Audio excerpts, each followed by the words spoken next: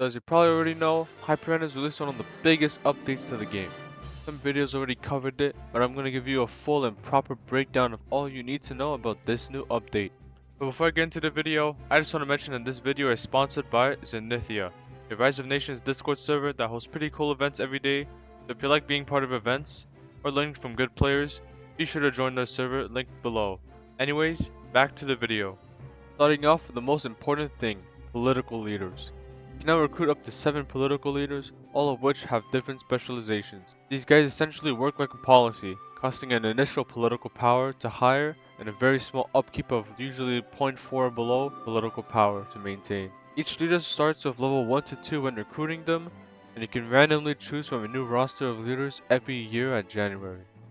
Your ideology will also increase or decrease the effects of your leaders, depending on what they align with. The low upkeep and buffs are often better than actual policies, making them a new main part of the game. Next, Hyperend also did a major revamp on military leaders. Similar to political leaders, you can now choose between 4 generals for troops, ships, and planes. They have consistently good starting buffs unlike the old ones where you can get negative 6% attack. Leveling your generals will also give them a special ability, and these abilities can stack multiple times and work along with your general's starting bonuses. Along with the new generals, there is now a new feature called Military Readiness. It is simply a bonus to attack and defense depending on how much you spend on your military.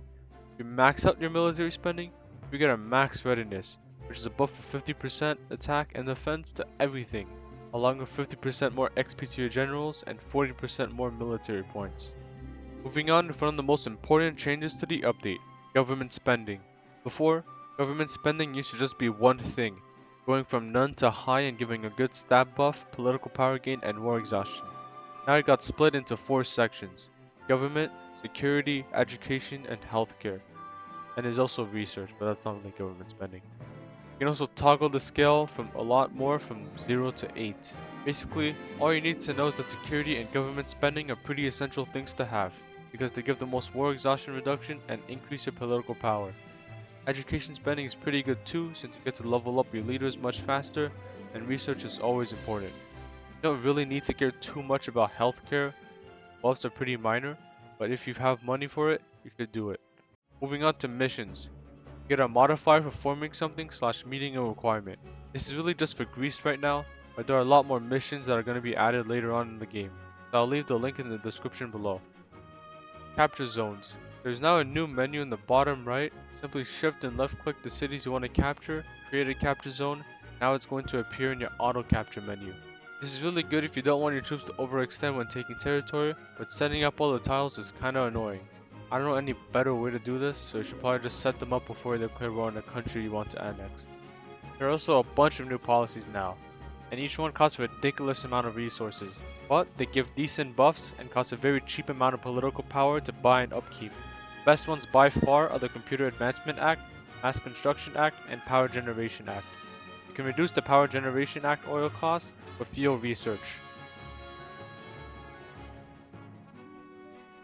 The other policies are not that good, since they cost motor parts or other hard to obtain resources, and it's honestly just not worth it to get the really minor buffs to give. Hyperend also added major buffs and minor nerfs to this update. Attackers can now kill naval units pretty easily, which is game changing. Ratios for this are 6 attackers for 1 battleship,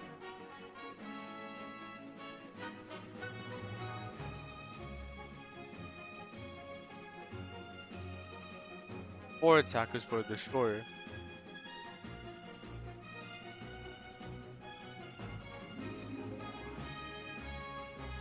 about 4 or 5 attackers for an aircraft carrier,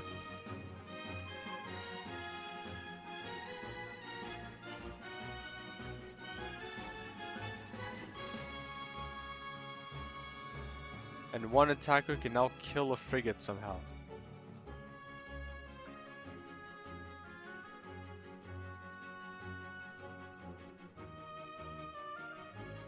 This is absolutely game changing.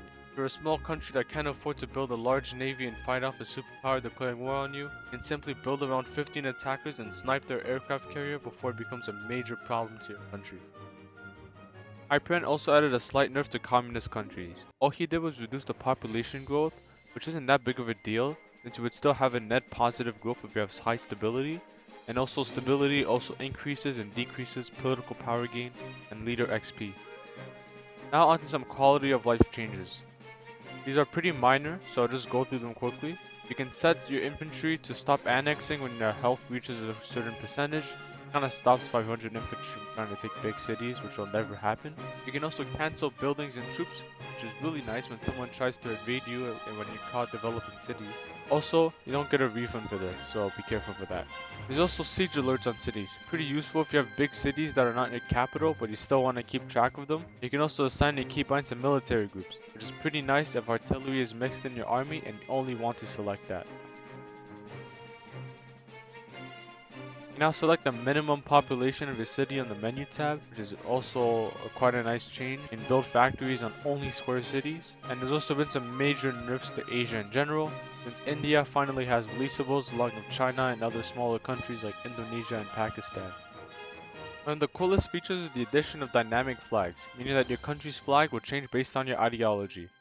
Right now it's just for Australia, Argentina, and Algeria, and they'll probably be added in alphabetical order, so I'll link the document in the description below if you want to see all the different dynamic flags.